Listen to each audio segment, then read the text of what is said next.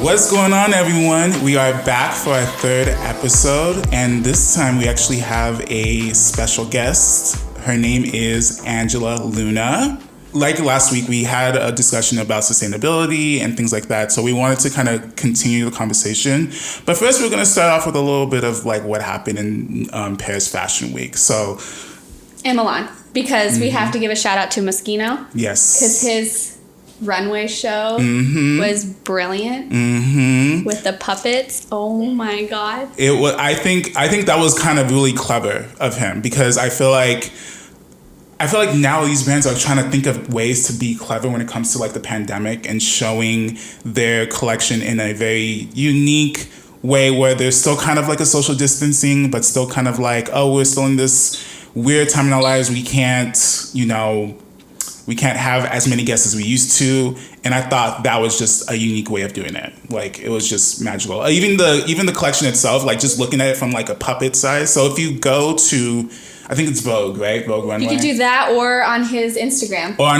That's where I saw it. If you go to Moschino's Instagram or even Jeremy Scott's Instagram, you can see the collection. Basically what he did is create a full collection of, I want to say 50 looks maybe, all like made with puppets. So basically the collection was puppet sized, and then he had like a whole runway show of just puppets and people in the people watching, or puppets watching the show, which is pretty interesting. It's genius. And then he had himself as a puppet as well at the end. Yeah. He had Anna Wintour. I was like, when I saw Anna Wintour, honestly, when I saw Anna Wintour, I was just like, what? Did he have to get her approval to do something like that?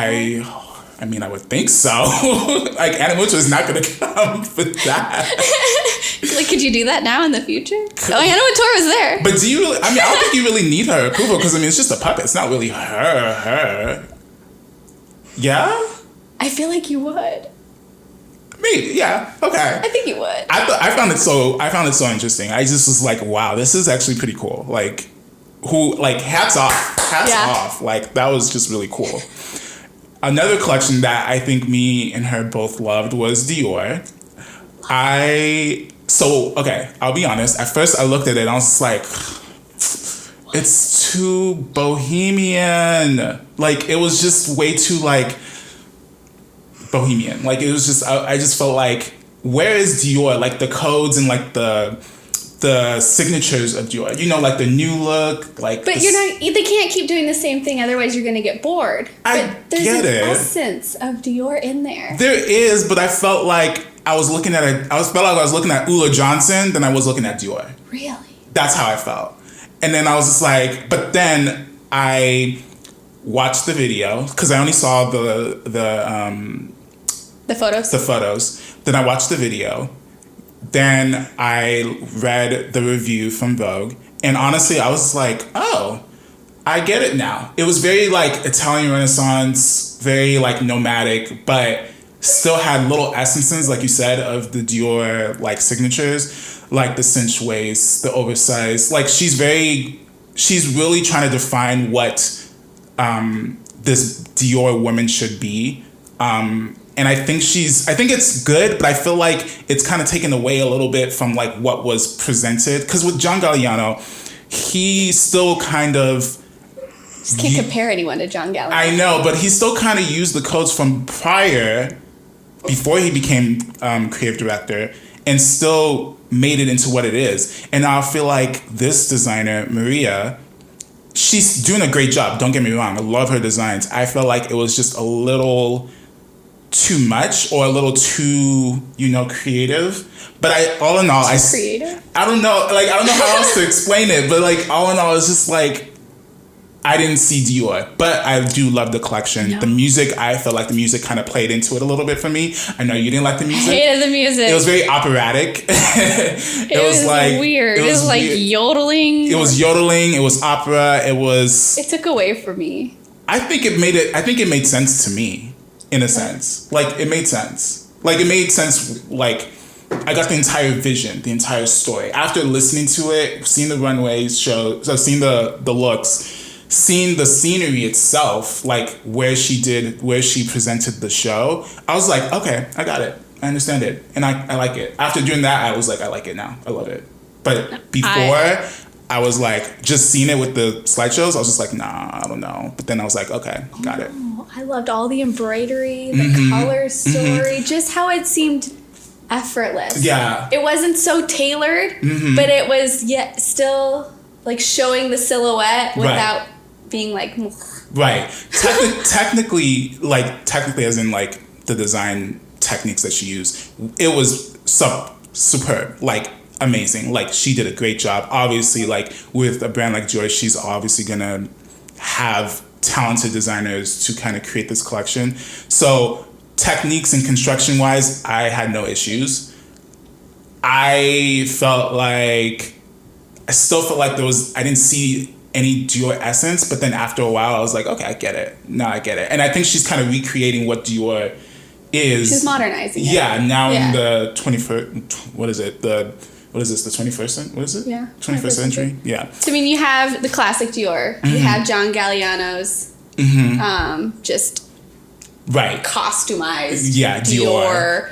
And like the whole fantasy. Right. Then you have, I don't know what happened. And then you have her modernizing it and making it what it is today, which I think like it's pretty good. It is really good. It is really good. And I really enjoyed this collection. And I actually really enjoyed the show. I wish I was there just to kind of see everyone's point, you know. I'd always wish we were all I know, shows. But you know.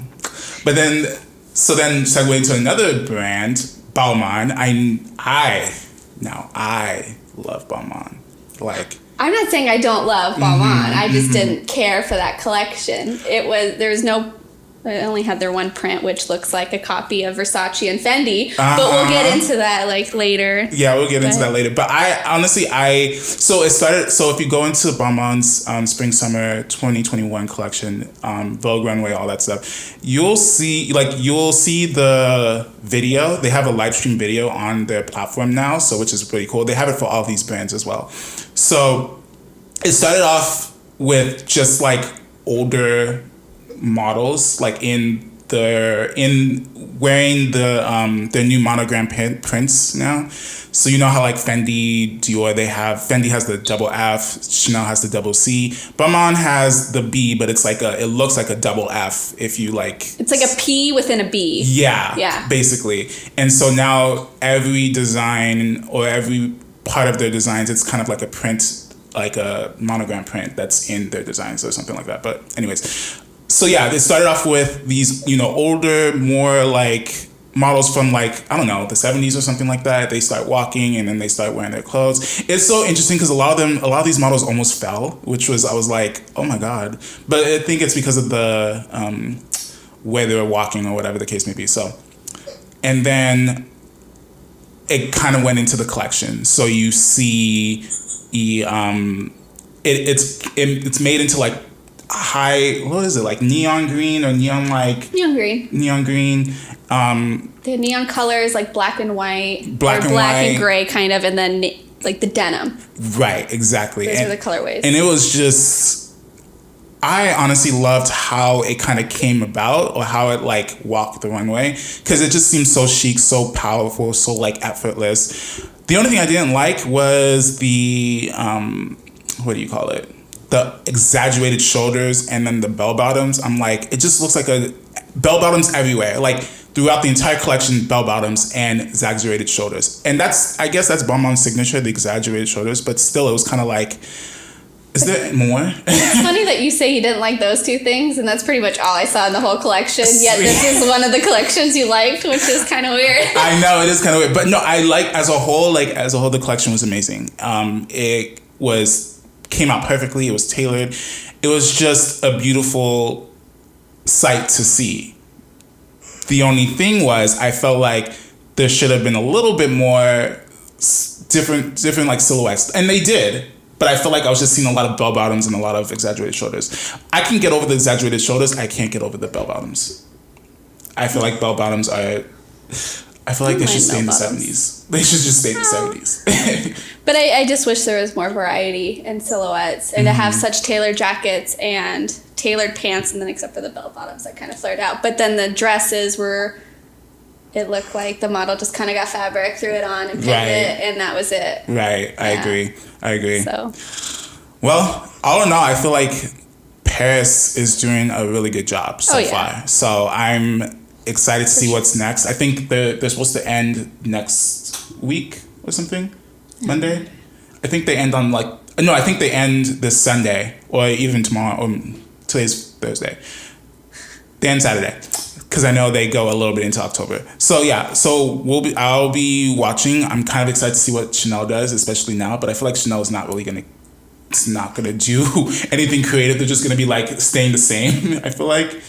We'll see. Yeah. Can't say it until we see it. Because, the resort season was awful. Awful. So bad. But, So, yeah, we're going to get into our guest, Angela Luna. So, this is exciting. We're excited to talk to her. So, please welcome my friend from college and still friend today, the founder and CEO of ADIFF, Angela Luna. Say hi. Hi, guys. Thanks for having me. Of course. So with the podcast labeled, we are dedicated to talking about fashion and how to start a brand. So Angela is a perfect representation of starting a brand from scratch and gearing it towards a sustainable future. So Angela, tell us a little bit about your brand and how it got started. For sure. So you've known me since the first day I started this brand. Even before then, actually, back when it was just a project. But ADIFF really grew out of my senior thesis collection at Parsons, where I was really trying to investigate the role that clothing could have in global issues in the world.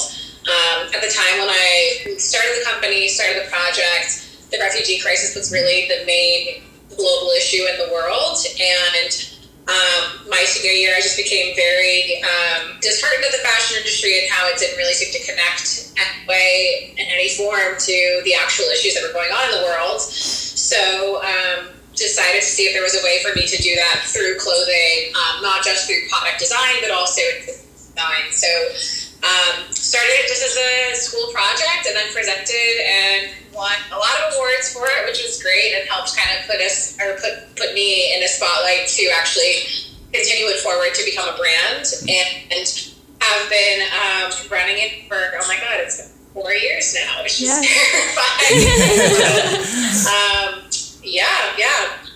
4 years, so graduated in 2016, so it is now 2020. But I will say, I don't think that we really started as a company until 2 years ago, which was when we were able to open our own factory in Greece that employs refugees and kind of expand to a full collection. Before that, we were very one-off product based, and now I would say that we're actually a proper brand. So it's taken some time. That's awesome. I wanted to ask, so this started off as one of your thesis projects, right? And you kind of after college, you wanted to pursue it full time. What were the obstacles that you endured, whether it was financially or anything that kind of was oh, am I doing this right? Or what were they? So our audience will have an idea. They happen every day. Literally to this day, I still have these obstacles. I will say the first one is always financial obstacles. So when you're starting a business, we started from scratch. Literally started from the money that my mom gave me to make the collection in school, which is just it's normal for your parents to pay for your supplies. My mom sponsored me by paying for the fabric. And so that was the first, I guess, initial investment. And then from that, managed to get a grant from Parsons when I graduated. That was only $5,000. And I really built everything from that $5,000 grant, and then turned that into a crowdfunding campaign to do sample development, then a Kickstarter campaign to do the first production. So it's been every single time that we want to expand, it's okay, how are we going to do that? How are we going to introduce new products, or how are we going to open a factory? It's always just kind of been these short-term temporary goals for smaller amounts of money, but at the time it means everything to you. So yeah, I mean, like financial things are always a stressor. COVID-19, the fashion industry super hard, and in the spring we had the huge obstacle of like, okay, where do we stand? What do we do here? And you kind of have to pivot constantly. So many times I've released something and been like, oh, okay, that's actually not working. How do we turn it into something else? I will say our manufacturer for the spring and throughout and into this fall has changed from making accessories to producing protective equipment, gear, things like that. Right. That we're then selling and then donating to hospitals. So it's constantly just being, I will say just being an entrepreneur is being able to adapt and take information and not let that stick, like not continue on that exact same path that you had set. It's being able to take that new information and then look at where you come and say, what's working and what's not, and where you should go from that. Okay, cool. Nice. That's awesome. So I'm sure there's more people wanting to start a sustainable fashion brand. What advice would you give them in terms of finding the material, kind of branding that, and I guess overall getting the funds for something like that? So, luckily there's a lot more sustainable brands coming up. Every day I'm meeting like other new designer space, and that's really exciting to see. Like it's basically a standard now. If you want to be a designer, you have to have some element of sustainability. And I will say it's not as simple as just buying, organic cotton or recycled polyester. Truly being a sustainable brand means thinking about circularity, which means thinking about the end use of a garment from the minute that you're designing. So I know typically we think of like, oh yeah, we'll just design this thing and put it out in the world, and then if someone, when they're done with it, they'll just, donate it or resell it or something like that. But the job of a sustainable designer is to really think beyond, that end point of the customer and figure out where this actually ends up in the waste of the world. And if there's a way to integrate it back into your design process or integrate it into other systems that's not going to cause harm to those, that's kind of a really key thing. That's kind of like the first thing is I would say, like, when you're designing, don't just think about, what you're putting into this garment. Think about the impact this garment will have beyond, it leaving your studio, beyond it being worn, even to the end of its life. And I will say where it comes to materials, there's so much waste in the world. And I really feel like the easy way out is just to kind of look at what the mills have that is a sustainable fiber.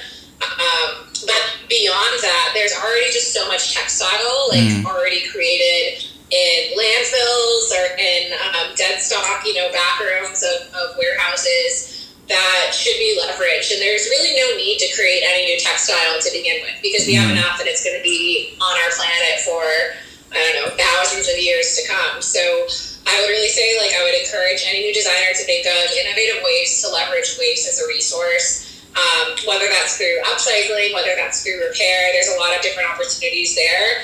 And really just try to think of new ways to design products, new ways to create systems of recycling and all of that. It really goes beyond just making the product itself. That's pretty cool. So I don't know if I can't remember if you said this in the beginning, but did you originally start off as a sustainable? I know it was more of the social or the injustice of refugees and all that stuff. But did you originally start off with sustainability? And if so, what kind? Or if not, or if so, what kind of prompted you to be like, oh, so I want to do this with sustainability? Absolutely, yeah, really good question, because I didn't touch on that before, but what really inspired me to create the brand in the first place was more the human rights issue. And sustainability was a priority back then, but it wasn't necessarily a cornerstone of the brand. Obviously, we would use milled polyester that was recycled and things like that. But it wasn't until 2 years ago when we really started to pivot and acknowledge the really detrimental impact climate change having to these human rights issues that we were actually trying to address. So, it's you see the effects of climate change and sustainability creating more refugees. And just by us making new things in general, whether it was to sell or to donate, we were, in a roundabout way contributing to the refugee crisis just from the climate change perspective. So that was kind of when we looked internally and said, okay, we have to either stop making things or figure out a better way to make things. And that was kind of when we decided to open up our own factory in Greece that would hire refugees. So we kind of shifted away from donating products to homeless or to refugee populations to actually creating long-term jobs, but then also moving forward to actually not using any milled fabric whatsoever. So we kind of set the goal to eventually move towards only upcycled materials to go in our factory. So that means no ordering organic cotton, no ordering recycled polyester. We were only going to use waste materials that either were collected in Greece or are from different issues, such as like tents that refugees have lived in, to dead stock garments from other brands, to donated clothing, to even broken umbrellas. So really trying to be innovative of where we can find material to create new things. And that's kind of where we are today. That's really cool. But now how do you use this material? Like, is it all patchy together, or? That is the design challenge. That is where aesthetics come in, and that's where, unfortunately, like, I do have to have a lot of oversight, and that's the challenge of, like, making things scalable and being able to be replicable, because it really takes a design eye to be able to have certain pieces put together in that way.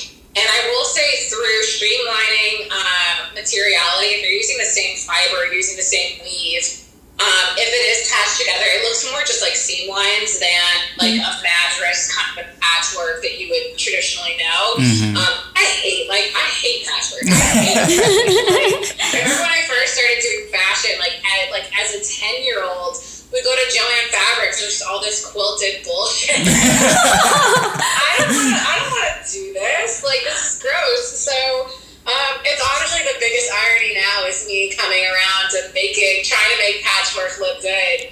But I will say, yeah, a lot of it, because like when it comes to upcycling, it depends on the size of the canvas we're working with. Like the tents that we use, that's huge swaths of fabric. It's like yards long, whereas when we're using umbrella tops, we're piecing it together. We have a special way of doing it that it looks more aesthetic to my ideals. Yeah. It looks less like random patches and more just like a print created through seam lines.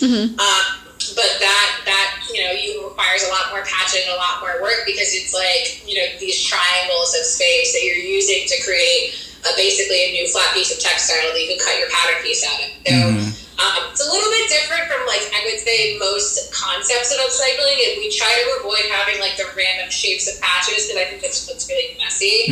So it's kind of on us. This is where we have our design input of like beyond just what our silhouettes are going to be or what our shapes are going to be. How can we actually design the textile itself? That's really cool. So you mentioned that you went to Greece to find a factory, or you built a factory out there. What was the process like, if you built the factory or if you found a factory, and then did they already have those like sustainable practices in place? Well, first I'll say it was the biggest challenge I think I've ever had in my life, was creating a factory overseas. So we built a factory. Okay. We hired a team of refugee tailors who we actually met because they were volunteering for a nonprofit organization that had their own little sewing studio where they would create these tote bags and give them as gifts to people for donation. And so right as we kind of approached some nonprofits that we're friends with in Greece, we said like, oh yeah, by the way, like we're trying to start a factory. If you know of any refugee camps that, are interested in having us set up a system there. And one of them came back and said, oh, actually there's a nonprofit that already has a sewing center. And so I reached out to them, and they're like, we're about to lose our funding for the sewing center. We're trying to find jobs to transition our tailors over to. And so it was kind of like perfect timing, very serendipitous, seamless transition from them closing down that section to us starting that. So we were able to hire over almost all the guys who were working there before. And I will say, if I had known how hard it was going to be at the beginning, I don't think I would have done it. It was just like, we literally had to create a Greek company. So I have, an American company, I have a Greek company. And the process of creating an entity in Greece, it's like the most backwards thing in the whole world. Like every everything. Like, there were times, like, in the past 2 years where it was easier for me just to fly to Greece to sign papers than to just go to the Greek consulate and do whatever I had to do. So I was back and forth pretty much every month for the first, like, 6 months of us creating the factory there. Luckily, everyone we hired had experience with sewing. I will say, like, they are the most amazing sewers and tailors I've ever met. Like, they sew circles around me. Yeah. Normally, I can't figure something out, and I'll show it to them, and they'll be like, "Oh, duh, you're so stupid." So, like, it's honestly just like it's a privilege to be able to work with them and have their craft applied to our pieces. And where it comes to sustainability, they haven't had that much experience with it aside from, you know, them living in Greece and working for this nonprofit. The nonprofit they work for didn't want to buy fabric, they couldn't afford fabric, so they basically just got really scrappy with any, you know, waste material they would find. So luckily they have experience with, you know, the nature that comes with upcycling, which is like cutting around stains or trying to make the most of a piece of fabric. But where it is like, you know, like the sustainable patchwork and these different kind of aesthetic things, it's a little bit new to them. So yeah, it's just kind of a learning process, and it's a growing process as well. Awesome. And do you like, for your factory in Greece, do you have other clients kind of like come in and be like, oh, can you create this so it's like a double business? It's like your product is being made there and then they have other clients coming in? That's actually what we're trying to transition more into. Okay. So we originally started just producing our own collection, but I always said, you know, our goal here is sustainable manufacturing and ethical employment.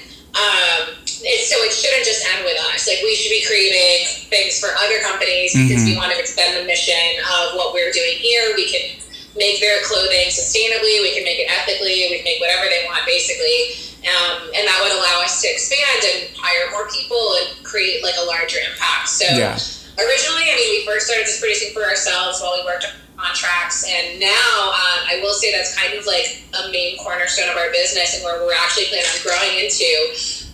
You know, my goal for the next few years isn't to just be a brand. I think we're kind of transitioning more into being sort of a design studio with a manufacturing component, because it's really through these collaborations, both for manufacturing and for design, that allow us to have the largest potential impact within the factory.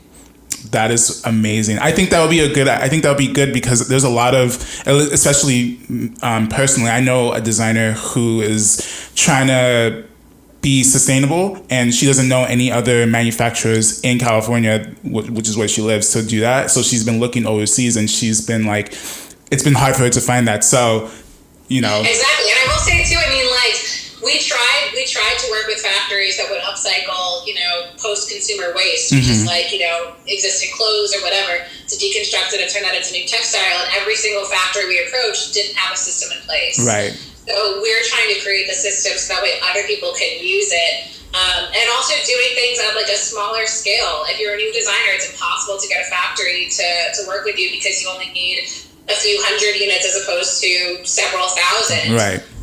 When we have our own manufacturing, we can have more control over what we're actually making. If we want to stop a style mid-run, if we want to, you know, and working with other designers, like, it's a goal of ours to work with other emerging designers and large designers as well. So having that flexibility in terms of production is really important. That's great, because, I mean, after you said you wouldn't do this if you knew all the work that went into it, I'm sure there's a bunch of other designers who would be like, oh, no, I can't. Yeah, and I got it set up, so just come to hang out with me. Okay. Because I feel, I keep interrupting you. It's okay. No, but I was gonna say, I feel like a lot of entrepreneurs, even sometimes me, like yesterday, we were talking, I was just like stressed out because there's this designer that I'm waiting for a product to come in, and it's like we're already into the fall winter season, and I'm like, I need the product. How am I supposed to sell? How am I supposed to, you know, make the profit? And it's just like, you think about these things where you're just like, if I knew how hard this process was, would I do it? And it's like, half the time I think I'm like, would I do this? But like, I feel like the struggle and the hardships kind of make it exciting and make it fun. So that's why I'm like, I continue on to it, you know? Yeah, it also creates the great stories too. Like, no good story comes from something that was easy. Right. Like, it's always That's true. Oh yeah, I was walking around Greece cold calling the numbers listed on buildings because there's no like Craigslist in Greece to find a base for an office. You have to literally call and get hung up on by everyone because you don't speak Greek. So it's those are the stories that you get. But it's a good thing that she's making it easier because I know if people it was more accessible to people to make a sustainable brand, they would. And that's better for our future because I know, like, starting my brand, it's hard. It's like hard. there's minimums to reach. I don't know the first thing about creating sustainable. I mean, I know one of the suits I'm making is going to be out of hemp, and I'm like, there you go. But then I'm dyeing it, so I'm like, did I really do anything? Right. Yeah. Yeah. Exactly. No, it's challenging, and I mean, any way that we can kind of help other designers too, that's a goal of ours, and also just like the larger companies that are taking so much longer to kind of getting around to doing things well. I'm like, what actually sells the best for us is our story. And it's the, employing refugees, it's the mission, it's the, solution-based product design, it's the upcycling. So the best way for us to actually, one, create an impact, but two, create a profit is learning how to sell our story the best way and licensing that out basically to brands that haven't done that yet. So I have a question to that. So I know with ADIFF, there's like there's a patent, right? There's like a patent with some of your product. Congrats, by the way. Right, congrats.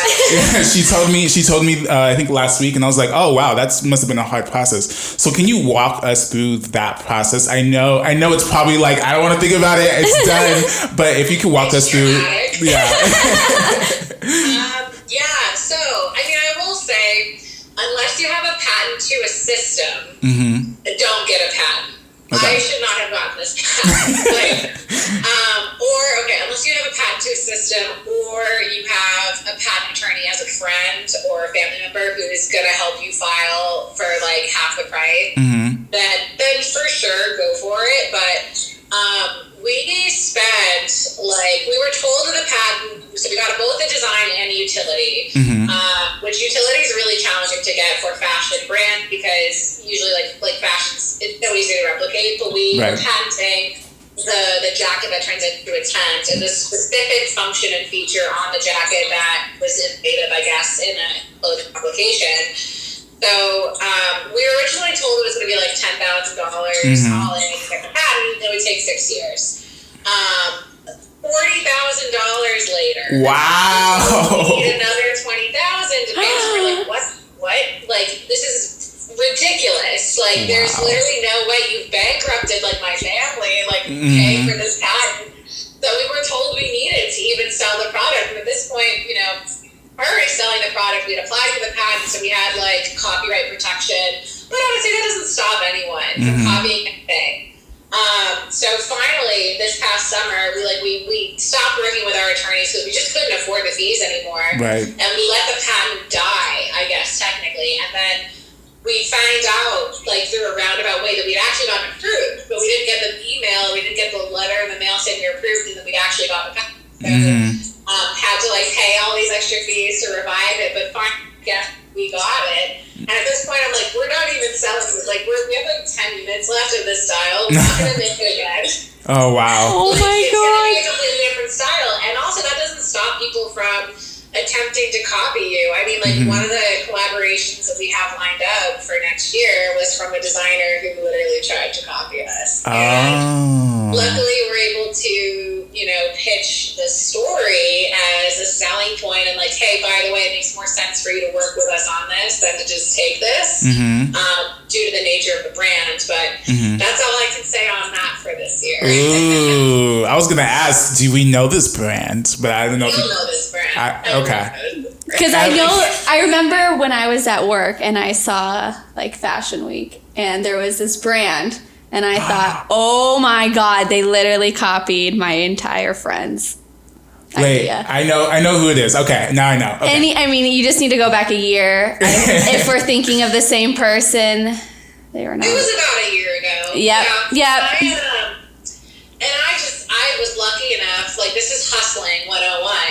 I was like, I gotta know someone who knows. I'm not gonna name the gender. Who knows them? Yeah. Someone who knows them, and hustled my ass off and found out that one of my professors professors at Parsons had a student who works under them at another company that they work for, and was able to pass along their executive assistant's email. And I sent this email, and I was like, there's no way they're going to answer me. 2 hours later, I get an email back saying, like, oh, yeah, we're in. I'm like, okay. Yeah. So, but it took me literally like 3 weeks to find that email. I had already had the proposal done. I was just waiting for the right contact. Wow, that's such a hustle mentality and such a like entrepreneur type mindset to kind of go there and be like, yo, they took something from me, but let me see if I can get some type of cut from it. So that's really dope. Exactly. Yeah. It's genius. They're gonna take it anyway. Yeah. Whether or not you have a patent, like, I mean, that can scare people off a little bit, but like, I don't really know. I mean, they're gonna take it anyway, so it's like, okay, how do you get a piece of the pie? Right. Honestly. Yeah. I mean, hey, if you can take my idea as long as I get some pockets, some some coins. Yeah. So. Yeah. I'm like, help me further my goals, and I can help you further yours. Right. Exactly. That's pretty dope. That's really cool. Because I remember when I text messaged her, she was just like, "Yeah, I know. What can you do?" And I'm at work like, "Oh my God, I'm so mad." I will say too, that's another reason. So many of my friends, like, now they're kind of coming around saying they want to start their own brands. And I'm like, but they're so afraid of getting copied. They're like, if I even just put something out, it's going to get copied. But I'm like, you can't really let that stop you, because it's going to happen. It's just going to happen. There's only much you can do to protect it. What you can do, though, is on the brand side, have your brand be so unique that can't be. The product can be replicated, but if the story associated with that product is so unique to you, whatever copy isn't going to be as valuable. That's true. So storytelling within your brand is what's the unique identifier for a specific brand. Exactly. Perfect. So just to kind of end it off a little bit, what advice, unless you have any other questions that you wanted to ask Ariel? Oh, I do have one for refugees, because I know you said you were donating to and you're hiring. What all does your brand contribute to that crisis? So we've donated, oh my God, I don't even know. Let me think. What's the number? I think it's up to 2,000 units of product that we've donated to refugees in Syria, Turkey, and Greece, and also homeless in LA. Oh, cool. Nice. Awesome. And then we currently employ 3 tailors from Afghanistan, looking to expand beyond that. But it's really nice to have an impact, because they all have very large families, and through our salaries, they're able to support their families, both in Greece and back home. So it's really nice to know that we have that sort of an impact. But we also have goals to hire way more people with the expansion beyond that. And keep growing with donations and Do you hope to seek maybe like investments, like from, I don't know, venture capitalists, equity, like angel investors? Yeah. We actually did receive one angel investment, which honestly, that's talking about challenges as starting a brand. People don't invest in fashion brands unless it's kind of like an Everlane or an Allbirds type of one key product and really going heavy into marketing. But also being a woman in that space is, being challenging too. But anyway, so, it's worth it. So I guess last question that we're going to ask is, or that I'm going to ask, what advice do you have for someone that wants to start a brand, someone that wants to be an entrepreneur, or someone that wants to start a sustainable brand? What advice would you give them before they start, and then what advice would you give them as they're trying to build it?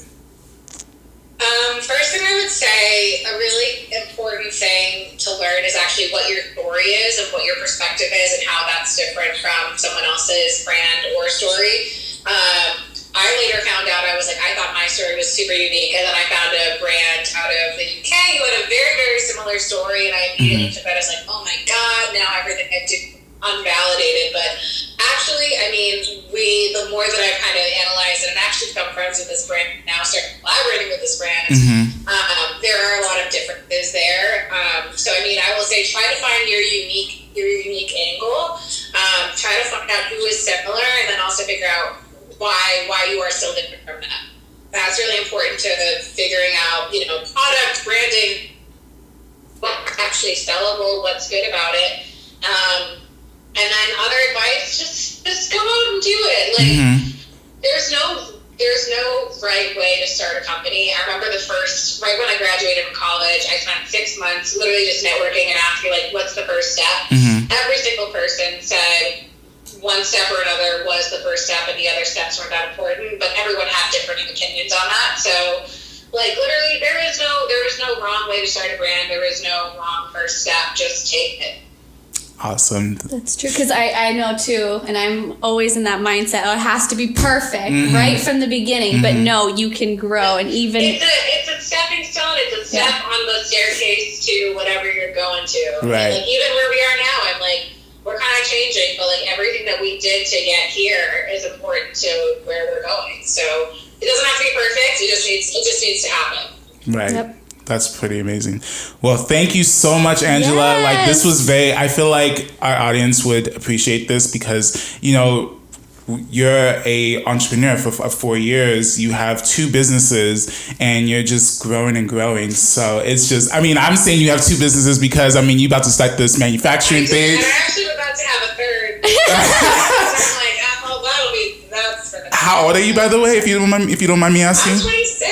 Bro, Yeah. listen, y'all need to hit her up and like get some advice because I like honestly, there are not that many young entrepreneurs in their 20s. I mean, there probably is, but I mean, there's not like that are actually doing what they said that they're doing, and you've been doing this since. Do the damn thing. That's the first step. Yeah. Yes, do the damn thing. So I mean, I think this is very inspiring. It's definitely inspiring me. I'm sure it's inspiring Ariel and our readers. And we just thank you for taking the time to come on, talk about your experience, and educate us on sustainability. Yeah. Thank you guys. Happy to share my information and everything that's going on. Yes. As we wrap up, can you give us your Instagram handles, anything, your website, whatever, so that way people can support? Yes. So my personal Instagram is not that exciting. So I'm gonna give a business. It is ADIFF NYC on Instagram, Facebook, and Twitter. That's ADIFF NYC, and our website is just adiff.com. Everything should be there, but yeah, follow us. Yes. And support her cause. Support her cause. It's an amazing cause, and she's an amazing person, so, why not? So thank you all. If you like this episode, please subscribe, share, comment, tell us more of what you want from our, what we have to offer and things like that. And comment on Angela, see ask her questions. If you're interested in starting a brand, hit her up. I'm sure you'll respond to DMs and emails and stuff like that.